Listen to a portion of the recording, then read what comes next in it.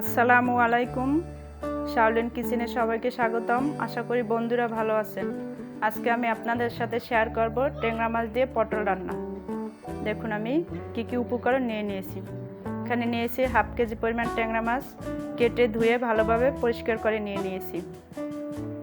Half চামচ রসুন paste, half চামচ আদা পেস্ট, 2 টেবিল চামচ পেঁয়াজ পেস্ট, 1 চামচ হলুদ গুঁড়া, হাফ চামচ মরিচ গুঁড়া, 2-3টা কাঁচামরিচ, পরিমাণ মতো লবণ, সামান্য ধনেপাতা, একটা টমেটো ছোট ছোট করে কেটে নিয়েছি। 1 কেজি পরিমাণ পটল কেটে ধুয়ে পরিষ্কার করে নিয়েছি। চলুন শুরু করা যাক। চুলো অন করে একটা কড়াই বসিয়ে 2 টেবিল চামচ সয়াবিন তেল নিয়ে নিলাম। এর ভিতরে আমার এই যে মশলা পেস্ট দিয়ে দিলাম।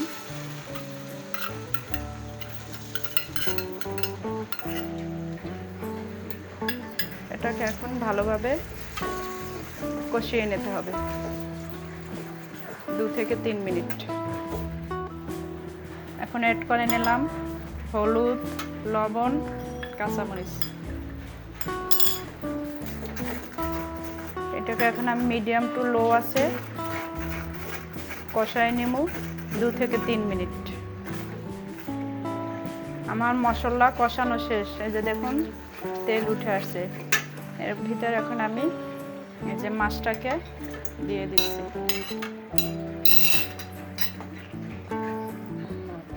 দেখুন বন্ধুরা,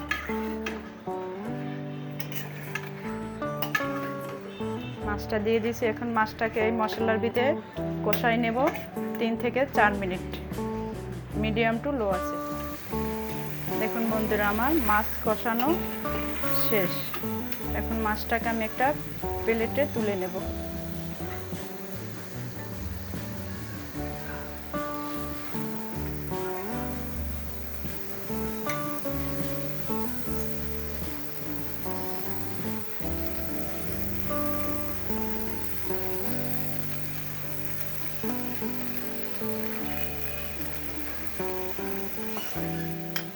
মাছটা উঠিয়ে এখন এটা ভিতরে দিয়ে দিচ্ছি আমার কেটে রাখা টমেটোটা।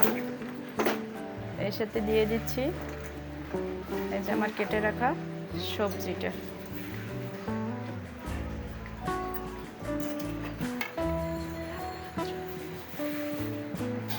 ঢাকনা দিয়ে ঢেকে 5 থেকে 7 মিনিট নেড়েচেড়ে কষিয়ে নেব।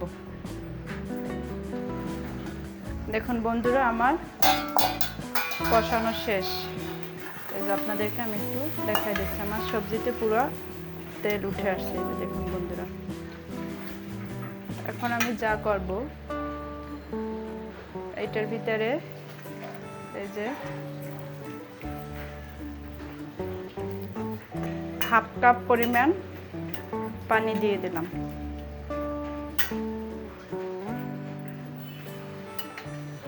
ঢাকনা দিয়ে ঢেকে এটা ফোটার জন্য অপেক্ষা করি 2 মিনিট, মিডিয়াম টু লো আছে। ফিরে এলাম 2 মিনিট পর। দেখুন আমি যে ঝোলটা দিয়েছি এটা ফুটে গেছে। এখন আমি যা করব এটার ভিতরে যে আমি মাছ তুলে রেখেছিলাম সেই মাছটা দিয়ে দিচ্ছি। মাছটা দিয়ে এবার পুরো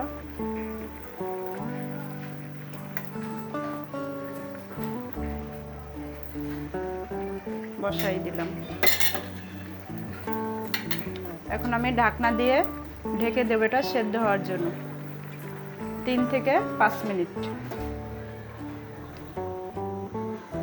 দেখুন বন্ধুরা, আমার রান্না প্রায় শেষ। এখন এটার ভিতরে আমি এই যে 2টো কাঁচামরিচ আর যে ধনেপাতা দেখাই দিয়েছিলাম এটা দিয়ে দিচ্ছি।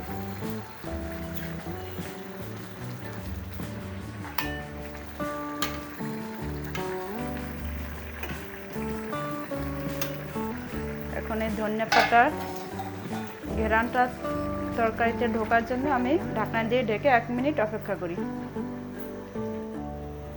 এই যে দেখুন বন্ধুরা, আমার রান্না শেষ। আপনাদেরকে আমি একটু এই যে কাছ থেকে দেখাই দিচ্ছি। এই যে এই দেখুন, এখন চুলাটা বন্ধ করে দিয়ে আপনাদেরকে আমি বাটিতে বেজে পরিবেশন করে দেখিয়ে দিচ্ছি। দেখুন বন্ধুরা, আমার রান্না শেষ। কি সুন্দর একটা কালার চলে আসছে। আপনাদের যদি আমার এই রেসিপিটি ভালো লেগে থাকে অবশ্যই আপনারা বাসায় ট্রাই করবেন এবং রান্না করে খেয়ে কেমন লাগলো আমাকে কমেন্টসে জানাবেন। আর যদি আপনাদের আমার এই রেসিপিটি ভালো লেগে থাকে অবশ্যই লাইক, কমেন্ট, শেয়ার করবেন এবং আমার চ্যানেলটিকে সাবস্ক্রাইব করে রাখবেন। সবাই ভালো থাকবেন। আল্লাহ হাফেজ।